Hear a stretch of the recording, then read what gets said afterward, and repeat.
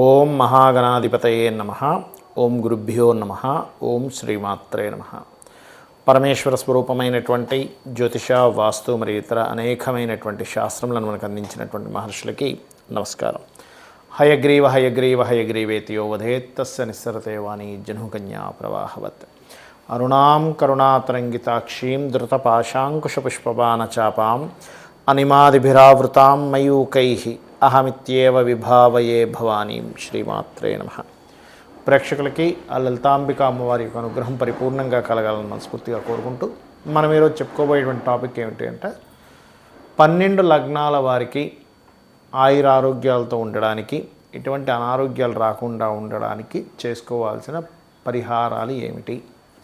అది హెల్త్ పరంగా ముఖ్యంగా ఫుడ్ విషయంలో కానివ్వండి, అదేవిధంగా నవగ్రహాలు ఏ గ్రహం దగ్గర దీపారాధన చేయడం అనేటువంటిది కానివ్వండి, మరియు అదేవిధంగా మీరు ఏ దేవత ఆరాధన, ఏ మంత్రాన్ని నిత్యం చేసుకోవడం అనేటువంటిది అని చెప్తాను. అయితే ఇది నేను ఏదైతే చెప్తున్నానో ఇది కొన్ని వేల జాతకాల మీద రీసెర్చ్ చేసి, ఆరోగ్యమే మహాభాగ్యం అంటుంటారు కదా, అనారోగ్యం కంతో బాధపడడం అనేటువంటి చాలా ఇబ్బందికరమైన విషయం కాబట్టి రీసెర్చ్ చేసి నేను సొంతంగా ప్రయోగం చేసి మహర్షులు చెప్పినటువంటి కొన్ని శ్లోకాలని ఆధారంగా తీసుకొని, మనకు మహర్షులే ముఖ్యం మనకి, ఎందుకంటే వాళ్ళు చెప్పకపోతే మనకేం తెలియదు. కాబట్టి ఇవన్నీ చేసింది నేనైనప్పటికీ కూడా చేయిస్తుంది, చెప్పిస్తుంది కూడా లలిత అమ్మవారిగానే భావిస్తూ మీకు ఒక్కొక్క లగ్నం గురించి చెప్తూ ఉంటాను. అదేవిధంగా మరొక విషయం ఏంటంటే, కొంతమందికి నక్షత్రము, లగ్నము, రాశి ఏమీ తెలియదు.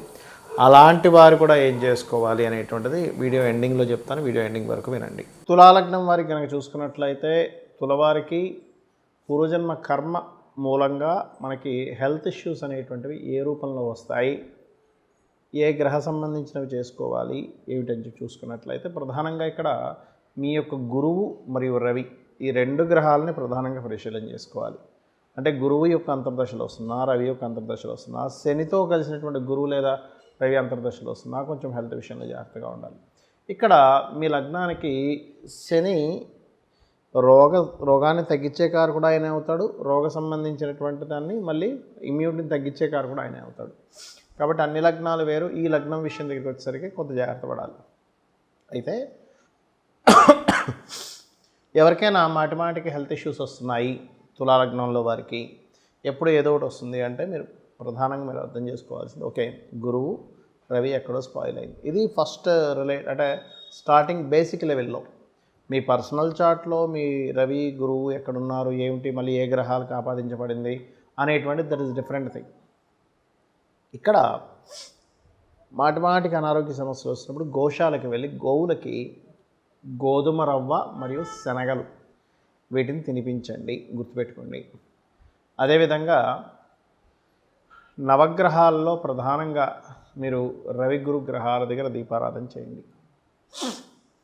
మంత్ర సాధన, ఏ మంత్రాన్ని కానీ నిత్యము జపించినట్లయితే హెల్త్ ఇష్యూస్ నుంచి బయటపడతారు అని చూసుకున్నట్లయితే, క్రీం అచ్యుత అనంత గోవింద ఈ నామాన్ని చేయండి. అయితే ఎవరైనా సరే హెల్త్ ఇష్యూస్ ఉన్నప్పుడు ఈ నామం చేస్తూ మనసులో ఒకసారి అన్నారు, ఉదాహరణకి క్రీం అచ్యుత అనంత గోవింద అనుకున్న తర్వాత మీరు వెంటనే నేను చాలా ఆరోగ్యంగా ఉన్నాను అని అనుకోండి. అంటే ఫస్ట్ మీ బాడీకి మీకు మీరు సిగ్నల్స్ ఇచ్చుకోవాలి, నేను ఆరోగ్యంగా ఉన్నాను, అనారోగ్య సమస్యలు నాకు లేవు, నాకు అనారోగ్యం తగ్గుతుంది, ఇట్లా అనుకోండి. క్రీం అచ్యుత అనంత గోవింద, నేను ఆరోగ్యంగా ఉన్నాను ఇట్లా అనుకుంటూ ఉంటే ఏమవుతుందంటే, మన సెల్స్ ఉంటాయి మన బాడీలో, ఆ సెల్స్కి మీకు తెలియకుండానే మీరు ఒక ఇన్ఫర్మేషన్ ఇస్తున్నారు. అలా ప్రతి నామానికి కూడా ఒక్కొక్క దానికి ఒక్కొక్క ఇది ఉంటుంది, నేను చెప్తూ పోతుంటాను తర్వాత వీడియోస్లో. అయితే ఇక్కడ మీకు దగ్గరలో ఏదైనా దత్తాత్రేయ ఆలయంగా ఉన్నట్లయితే అక్కడ శనగలతో చేసినటువంటి ప్రసాదాన్ని పంచిపెట్టండి అక్కడ స్వామివారి దగ్గర పెట్టి. లేదు సూర్య ఆలయం ఉన్నా, లేనట్లయితే ఈశ్వరాలయం ఉన్నా సరే అక్కడికి వెళ్ళి గోధుమ రవ్వతో చేసినటువంటి పదార్థాన్ని స్వామివారి దగ్గర పెట్టి దాన్ని పంచిపెట్టండి. దీనివల్ల అనారోగ్య సమస్యలు చాలా మటుకు తగ్గుతాయి. బికాజ్ ఆఫ్ ఈ తులాలగ్నం వారికి పూర్వజన్మ కర్మని అందించే గ్రహాలు రవి గురువులు అవుతారు. ఈ రవి గురువులు బేసిక్ లెవెల్లోనే గుర్తుపెట్టుకోండి. అంటే ఏంటి, ఈ పూర్వజన్మ కర్మను అందించే వాళ్ళు వీళ్ళు అవుతారంటే ఏంటి, తండ్రి సంబంధంగా, తండ్రి మూలంగా, లేకపోతే ఏదో గవర్నమెంట్ కాంట్రాక్ట్స్ చేయడం వల్ల, అదేవిధంగా అప్పు ఎవరికైనా సరే అప్పు ఇవ్వడం ద్వారా, అయితే అందులో కూడా ఏమిటి, మధ్యవర్తిత్వంగా ఉంటూ ఒక పెద్దరికంగా ఉంటూ మీరు ఎంటర్ అవడం వల్ల, అంటే పూర్వజన్మ కర్మ ఎప్పుడూ రోగ రూపంలో మాత్రమే రాదండి, ఈ రూపంలో వచ్చి మిమ్మల్ని ఇబ్బంది పెడుతూ ఉంటుంది. అంటే మీ యొక్క జన్మజాతకంలో ఆ ప్లానటరీ కాంబినేషన్స్ కరెక్ట్గా ఉన్నాయనుకోండి, పెద్ద ఇబ్బంది రాదు. చాలా నీచ స్థానంలో ఉండి రవి గురువులు అట్లా ఉన్నప్పుడు కాస్త ఎక్కువగా గోశాలలకు వెళ్ళి గోవులకి క్యారెట్లు, వీలైతే అరటికాయలు, అదేవిధంగా గోధుమ రవ్వ ఇవి కనుక తినిపించినట్లయితే మీరు పూర్వజన్మ కర్మ నుంచి బయటపడి రుణ రోగ శత్రు బాధల నుంచి బయటపడతారు. ఇక్కడ ఏంటంటే ఎప్పుడు కూడా మనం ఇందాక నేను చెప్పినటువంటి దీంట్లో పంచమం ఈజ్ మోస్ట్ ఇంపార్టెంట్. పంచమం ఏంటి, ఇమ్యూనిటీ అని చెప్పానండి మీకు. రోగస్థానం, రుణ రోగ శత్రు స్థానాలు 6వ స్థానం. అదేవిధంగా రోగాన్ని తగ్గించేటువంటి స్థానం ఎలా అయితే పంచమ స్థానం అవుతుందో ఇమ్యూనిటీ స్థానం, ఇమ్యూనిటీని తగ్గించే స్థానం 4వ స్థానం. అందుకే చూడండి, ఇంట్లో ఒక దగ్గర అలా ఉండిపోకు. 4th హౌస్ అనేది కూర్చోవడం అనమాట. అంటే ఏమిటి, ఒక దగ్గర అలా కూర్చుండిపోయి ఉన్నా కానీ మనకి హెల్త్ ఇష్యూస్ వస్తుంటాయి, నడవాలి అంటూ ఉంటారు.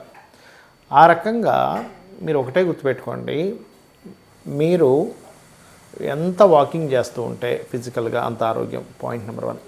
రెండవది ఏమిటి అంటే, నక్షత్రము రాశి ఏమీ లేదనుకునేటువంటి వారు ఖచ్చితంగా సూర్య నమస్కారాలు ఎక్కువగా చేయండి, సూర్యుడి యొక్క పోస్టర్స్ ఎక్కువగా చేయండి.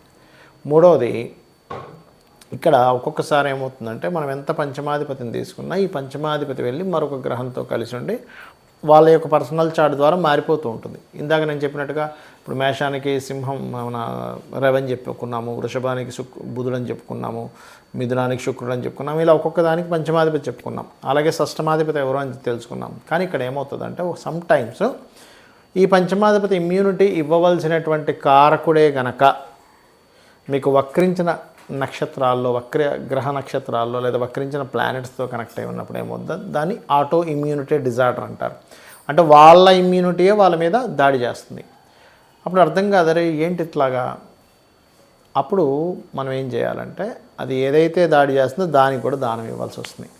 ముఖ్యంగా 6వ స్థానాధిపతి ఎవరైతే అయ్యారో మీ లగ్నం నుంచి వాళ్ళకి దానం ఇవ్వడము, 5వ స్థానానికి సంబంధించిన మంత్ర సాధన చేసుకోవడం చేయండి. ఇందులో సమ్ టైమ్స్ పాపగ్రహ మధ్యన ఉంటుంది. ఒక్కొక్కసారి ఏమవుతుంటుందంటే అగ్నితత్వ రాశుల్లో ఉంటాయి కాంబినేషన్స్ అన్నీ. అలాంటప్పుడు హోమాలు చేయడం ద్వారా తగ్గుతుంది. భూతత్వ రాశుల్లో ఉన్నప్పుడు ముఖ్యంగా మీకు దానం ఇవ్వడం ద్వారా తగ్గుతుంది. వాయుతత్వ రాశుల వల్ల పర్టికులర్గా మీరు స్తోత్ర పఠనం ఏదైనా చాంటింగ్ చేయడం ద్వారా తగ్గుతుంది. జలతత్వ రాశులు తర్పణాలు, అభిషేకాలు చేయడం ద్వారా తగ్గుతుంది. మనకి అగ్ని, భూ, వాయు, జల, మేషము, సింహము, ధనస్సు అగ్నితత్వ రాశులు, వృషభము, కన్య, మకర రాశులు భూతత్వ రాశులు, మిథునము, తుల, అదేవిధంగా కుంభము వాయుతత్వ రాశులు, కర్కాటకము మరియు అదేవిధంగా మనకి జలరాశులైనటువంటి వృశ్చికము, మీనము అనేటువంటివి ఏవైతే ఉన్నాయో ఇవి జలరాశులు అవుతాయి. అంటే అగ్ని, భూ, వాయు, జల, మేషం నుంచి వరుసగా తీసుకుంటే అగ్ని, భూ, వాయు, జల వరుసగా అవుతూ ఉంటాయి. అంటే మేషము, వృషభం, మిథునం, కర్కాటకం, అగ్ని, భూ, వాయు, జల. మళ్ళీ సింహం, కన్య, తుల, వృశ్చికం, అగ్ని, భూ, వాయు, జల. ధనస్సు, మకరం, కుంభం, మీనం, అగ్ని, భూ, వాయు, జల ఇలా తీసుకోవాలి. అయితే ఇక్కడ కొన్నిసార్లు మీకు దాన సంబంధించినవి అవనప్పుడు దానము వీటన్నిటితో కూడా ఇంకా సరిపోదు. ఎందుకంటే పూర్వజన్మ కర్మ వల్ల మనకి ఇది వస్తూ ఉంటుంది అనారోగ్యం అనేటువంటిది. అంటే పూర్వజన్మ కృతం పాపం వ్యాధి రూపేణ పీడితం.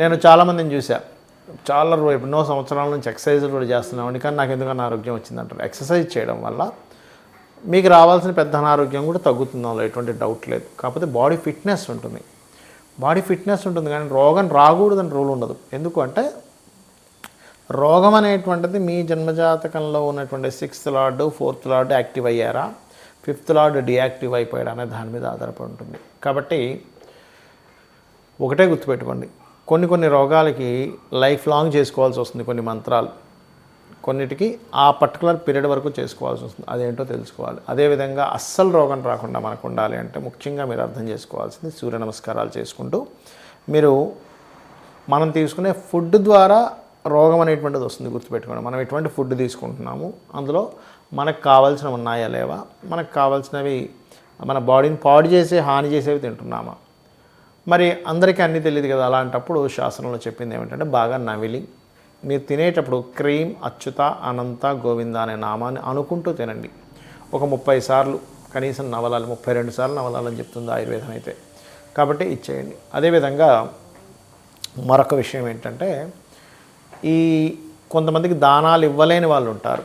ఏమండి మేము దానం ఇవ్వలేను, నా దగ్గర డబ్బులు లేవు కానీ అనారోగ్యంతో బాధపడుతున్నాను అనుకునేటువంటి వారు ఓం సర్వవ్యాధి ప్రశమని సర్వమృత్యు నివారిణి అగ్రగణ్య అచింత్య రూప కలికల్మషనాశిని అయి నమః చేసుకోవాలి. చేసుకుంటూ ఉంటే ముఖ్యంగా ధ్యానంలోకి వెళ్ళి శ్వాస మీద ధ్యాస, అంటే ఇక్కడ కాన్సన్ట్రేషన్ చేసినట్లయితే శ్వాస మీద ధ్యాస ఆటోమేటిక్గా కనెక్ట్ అవుతుంది. ధ్యానం అనేటువంటిది పంచమ స్థానానికి సంబంధించింది, మంత్రం అనేటువంటిది పంచమ స్థానానికి సంబంధించింది. అదేవిధంగా మీరు ఏదైనా చాంటింగ్ చేస్తున్నారు పంచమ స్థానానికి సంబంధించింది. కాబట్టి ఏంటి, ఈ ధ్యానము మంత్రం ఇవి చేయడం ద్వారా కూడా మీకు చాలా మటుకు పూర్వజన్మ కర్మలు దగ్ధమవుతాయి. అందులో ముఖ్యంగా లలితా సహస్రనామాలు, సూర్య నమస్కారాలు, మీకు దగ్గరలో ఆలయం ఏదైనా ఉన్నట్లయితే ఆ యొక్క ఆలయాలకు వెళ్ళి అక్కడ మీరు ఏదైనా సరే మీకు తోచినటువంటి పరిహారం చేయడము, అంటే అక్కడ మీరు సేవ చేయడం ముఖ్యంగా చేసినట్లయితే ఖచ్చితంగా మీకు ఉన్నటువంటి అనారోగ్యాలు తగ్గాలని, అమ్మవారు మీకు తగ్గించాలని మనస్ఫూర్తి కోరుకుంటూ శ్రీమాత్రే నమః.